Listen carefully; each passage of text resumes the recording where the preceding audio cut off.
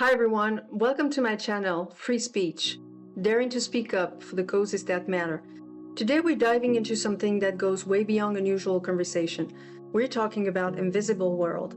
I brought you someone you don't want to miss, Father Gérard, Exorcist priest, here to talk about a cause that's bigger than all of us, God. So I hope you enjoyed the interview. If you get something out of it, please like and share to someone who needs to hear it. Enjoy. We've always kept the oldest form of the exorcism ritual, and we regularly receive a lot of people here who have this kind of problem. Now, you should know that, of course, not everyone is possessed. A lot of people come for more of a kind of release. You could call it an energetic release, in a way. The word exorcism, is a generic term that covers a lot of ground. For instance, you exorcise a baby before baptizing it, and that doesn't mean the baby's possessed by a demon. It's simply an act of purification that lets the child enter the church. That is a sacred place. Okay, so I know for most people it's kind of hard to wrap your head around this idea that we're constantly living alongside invisible worlds. With all these different entities around, can you break down for us what a demon actually is and how it affects a person? Well, first of all, there's certainly a lot more in the invisible world than in the visible one.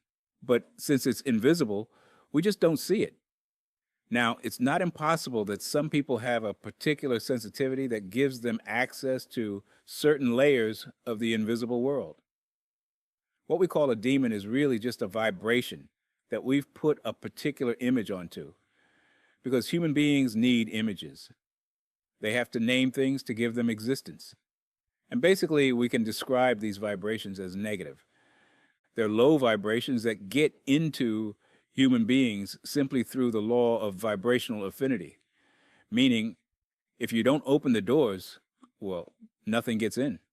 That's very clear. So people who let that kind of thing in, it can come from different causes. It could be a violent emotional shock, a bereavement, a loss, abandonment, something like that. It can also be a psychic destabilization, temporary or not, an illness and so on, things that lower our psychic immunity.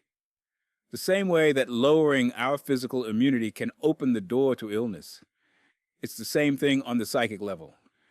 If I let my guard down, well, I open the door to low-quality entities that will move in on different levels with different strengths. And obviously afterward, I'm going to have trouble getting free of them. That's just how it goes, right? Okay, so you're saying we're not all necessarily possessed. There are different stages to possession, right? You've got obsession, vexation, infestation, and possession. Is that right? So those are levels, obviously. Yeah. We've defined them, but you shouldn't take that too literally. Honestly, I think there are people who'll never have any problem at all, even if they have no interest whatsoever in spirituality. But they're well-balanced people, living in harmony, living a normal life. And thankfully, that exists too.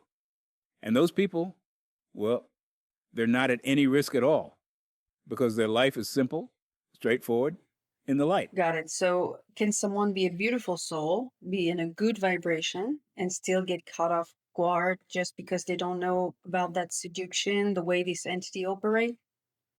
Well, yes, you can absolutely open doors out of ignorance, but you shouldn't forget that most great saints, Padre Pio, the Curadars, and so on, people you couldn't really accuse of ignorance, were heavily targeted by the forces of darkness. Light is obviously a challenge for darkness. So it's also true that anyone can be affected by this kind of thing. Especially since they're so seductive. They give off this really seductive kind of light. Not always, but it can show up in different ways. There are people who are possessed who aren't possessed by a seductive force at all. It settles in a completely different way. The idea of the seductive demon is just one possibility among many. So we're not all going to start speaking in tongues or crawling on a ceiling, whatever. No. Yeah. The manifestations are really varied. Some manifestations are, let's say, exaggerated, loud, brutal, violent, and so on. Sure, those exist, but they're really not the norm. It's actually a pretty small percentage of the people we see here. I'd say something like 4 or 5%, barely. Is there some hidden book out there that we don't know about, that they don't want us to see? No, there's no hidden book. We have one book, the Gospels. Well, we also use the Old Testament, which is a Jewish text from Judaism. But we've made it our own since Jesus himself says he came to fulfill the scriptures. The scriptures are the Old Testament. So, of course, we're interested in the Old Testament. That's natural. But in the Gospels, if you read them, you'll see Jesus constantly healing someone, casting out demons. He explains how to cast out demons and so on. It's actually revealed by Jesus himself. Okay, and what about the Book of Enoch? The Book of Enoch, first of all, is very, very old. It's not even a Jewish text, by the way. In fact, if I remember correctly, the Jews actually excluded it from their canon of sacred texts. And it's a book that talks about, well, same thing here. There are a lot of fantasies around it. You have to be wary of all this folklore-driven fantasy that builds up around certain texts. People love mystery. Esoteric traditions thrive precisely on what's hidden, whereas Christianity comes along and says nothing should be hidden. Everything should be brought into the light. Afterward, of course, you can see a kind of low-grade esotericism grafted onto early Christianity, which distorts it, obscures the truth or the reality. But you have to get past that, though people do love it. Traditions, giving names to demons that exist. So is there specific demons? So there's a catalog, yes, a catalog of demons that was put together within Judaism, particularly through the Kabbalah. There are supposedly 600 odd demons. I actually have the list since I went and looked into it. Now, each demon, of course, has a name, usually with a Hebrew-sounding ring to it. And each demon is supposed to have, let's say, a kind of specialty, if you will. For example, there's a demon that specializes in separating people, things like that, right? And we run into that one very often because you need to know the demon's name. You have to know its name. It's essential. When you look at the Gospels, you see Jesus asking the demon to identify itself. And it's only once you've managed to get the demon to give you its name that you really have the best chance of getting a grip on it. Without that, you really can't intervene properly, even if you can see the results in real life. Like, how exactly do they operate?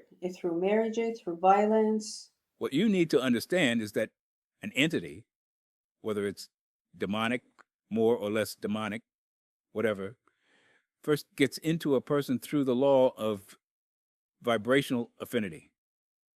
It settles in, and it can become dormant, half awake, or fully active. It depends on the person, of course. And the work of exorcism is simple, really. Through a specific ritual, usually in Latin and Greek, you impose a very high-quality vibration on the person, building in a crescendo in frequency until the person becomes an unbearable place for the entity to be. At that point, the entity being exposed to such a high-level vibration no longer fits there. It becomes unbearable for it. And it wants to leave, but at the same time, it's tempted to stay. So you have to negotiate with the entity. It's a superhuman force either way. Generally speaking, it's really more of an attempt to destabilize the person. But there are people who devote themselves to evil and who can make a pact with a demonic entity, of course. That's different. And in that case, they'll inevitably move toward power. All sorts of things. So can we say a demon amplifies the consciousness of the person it possesses? And there, yes, you could say it amplifies. Not their level of consciousness, but their potential for harm in the material world. The body.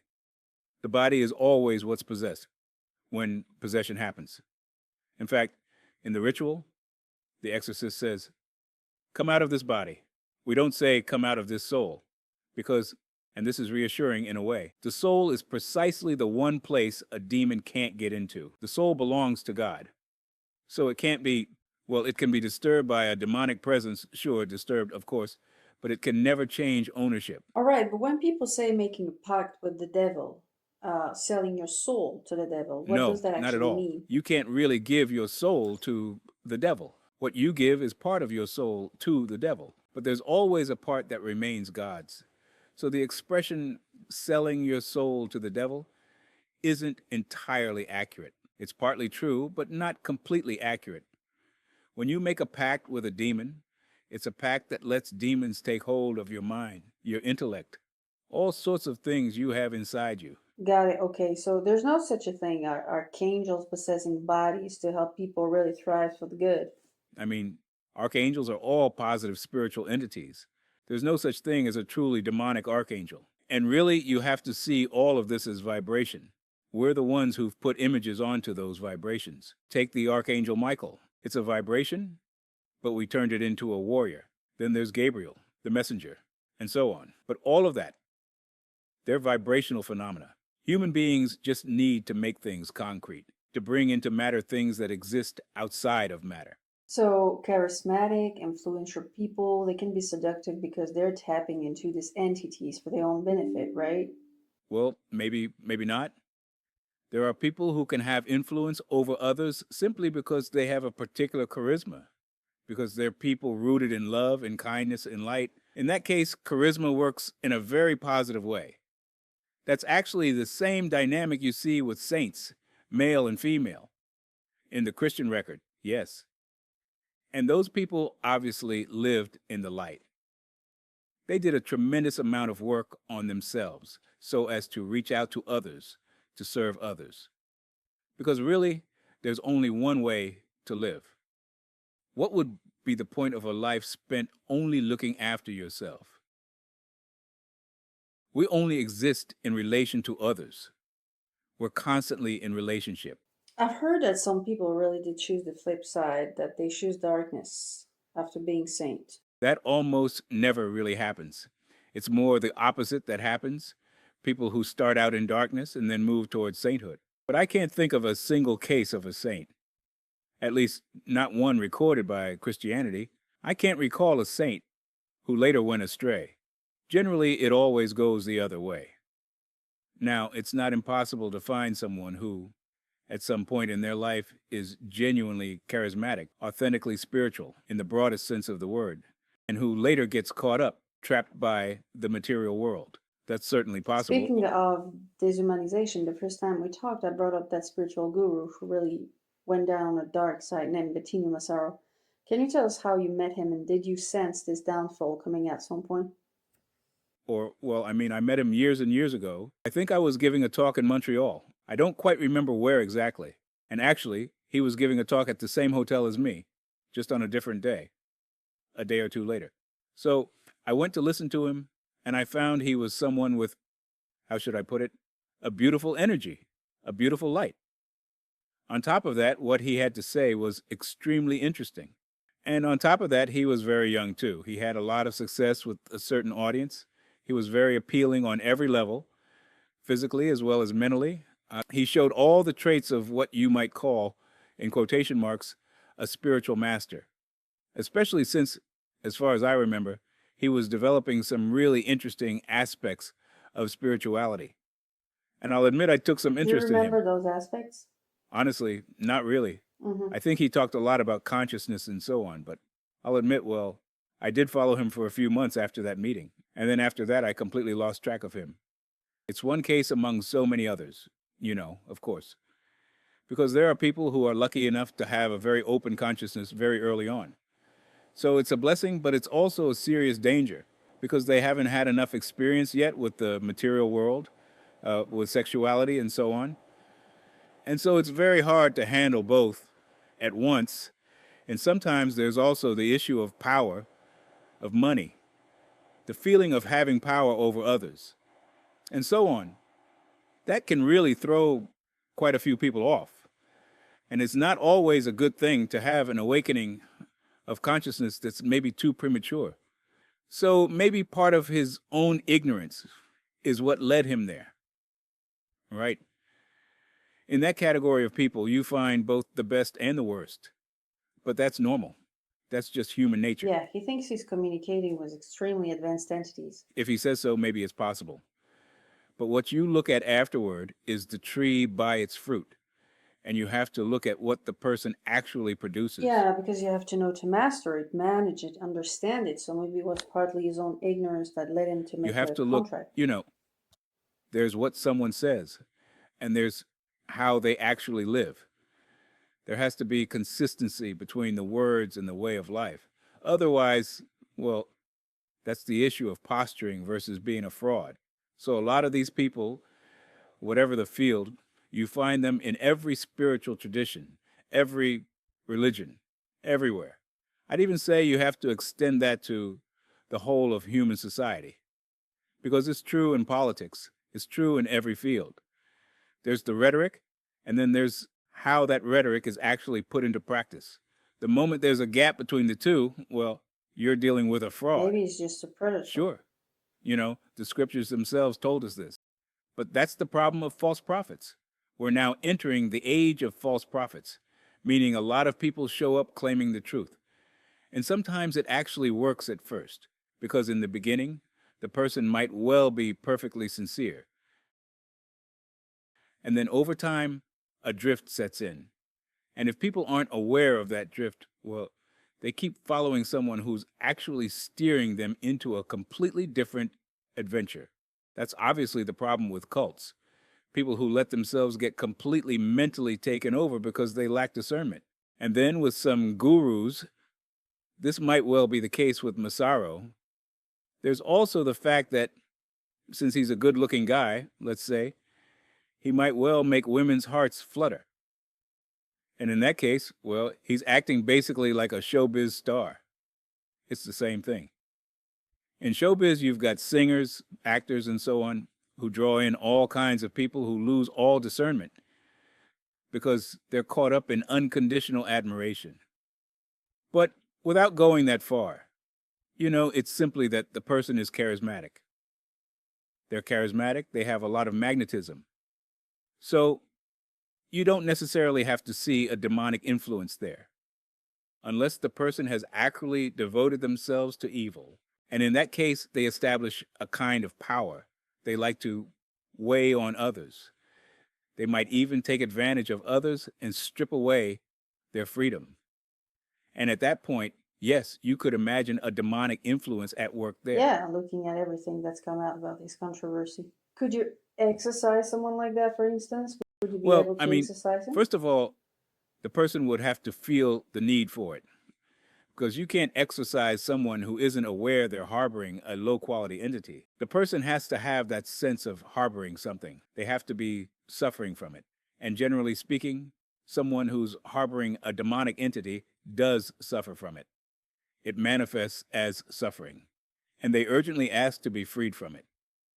But for the kind of people who actually benefit from that complicity, that connection with the forces of darkness, I don't think they have the slightest desire to break free from it, because they've entered into a kind of pact, a real pact, and obviously they feed off it.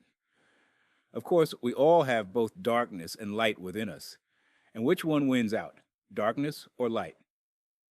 It comes down to whichever side you feed. If I feed the darkness, I'll sink deeper into darkness. If instead I feed the light, I'll rise in frequency.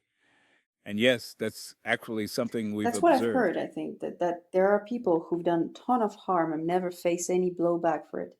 That's what I picked up from one of Oh yes, through your our video. own experience. It's true that for certain people who live for evil, people who practice black magic, who are involved in occult fields, you always hear, you often read, that it'll all come back on them, that these people will be destroyed by that backlash. Well, that's false. That's absolutely false. It can happen, but generally that's not the case for the real professionals, the truly harmful ones. The people who practice this for evil purposes generally don't risk much at all. You rarely see them run into trouble because it's something that really deeply feeds them. So will they run into problems after they die? Well, that's something I've never gone to check on. Either way, we die carrying the vibrations we acquired during our lifetime. We die at the threshold of everything we should have done and didn't. It's actually very hard to say. If you like, it's all vibrational. So it's possible these people will end up joining the lower astral plane with very low quality vibrations, since that's what they always lived in. That's possible.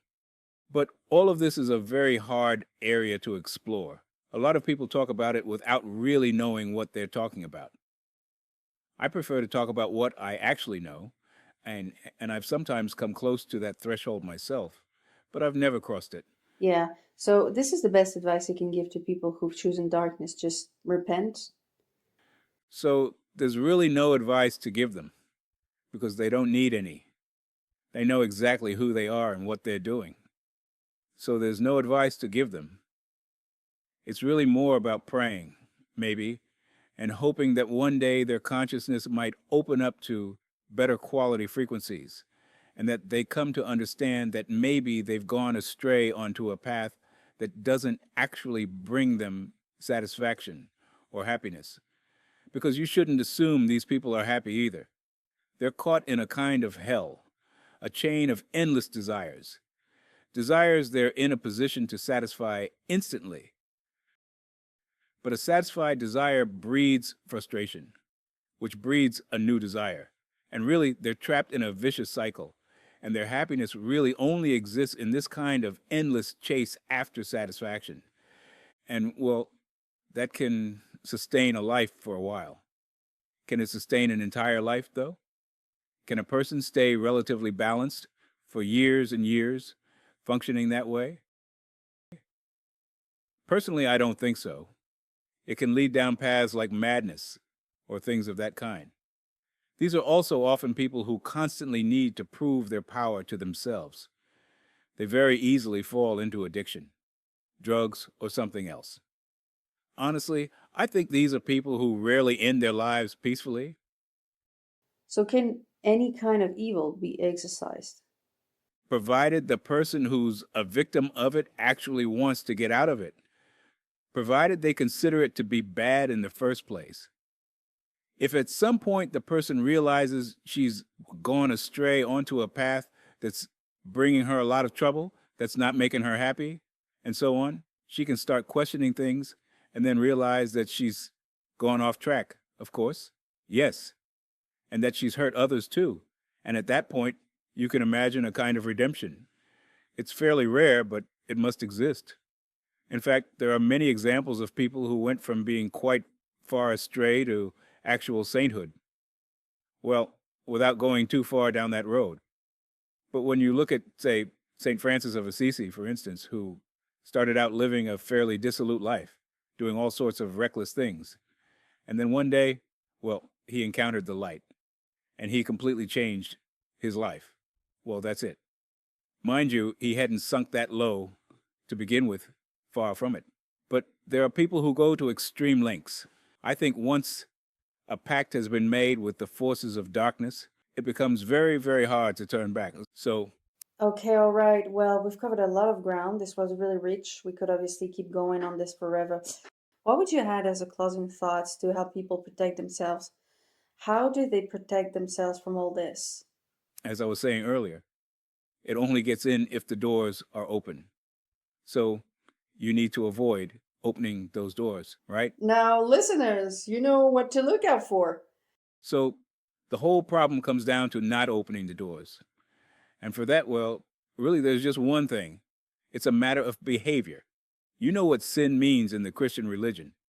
It literally means missing your mark. Missing your mark means the archer shoots an arrow and it doesn't hit the center. When you miss your mark, you're off center. You're off center from your own inner being. And at that point, the devil, diabolos, in Greek, which means that which divides, that which separates, that which brings disorder, it's really an energy. And that energy settles in because you've put yourself into a state of incoherence, mental incoherence, spiritual incoherence, simply because not being centered, your life has slipped into scatteredness. At that point, the diabolos comes in and settles in, taking its place because you've opened the doors to it, and you don't have enough light in your inner home to act as a barrier against the darkness trying to get in. That's why people have problems today, because they're scattered. They've stepped outside themselves. They've sort of locked themselves out, in a way, through deviant behavior, all sorts of deviant behavior that cuts them off from the source. And the moment you're cut off from the source, well, you do all kinds of nonsense. Now, the source, I call it God. You can call it whatever you want, but the source is the source. Well, we also want to prevent people from ignorance. Exactly.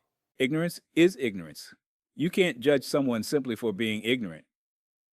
Some people know, some people are ignorant.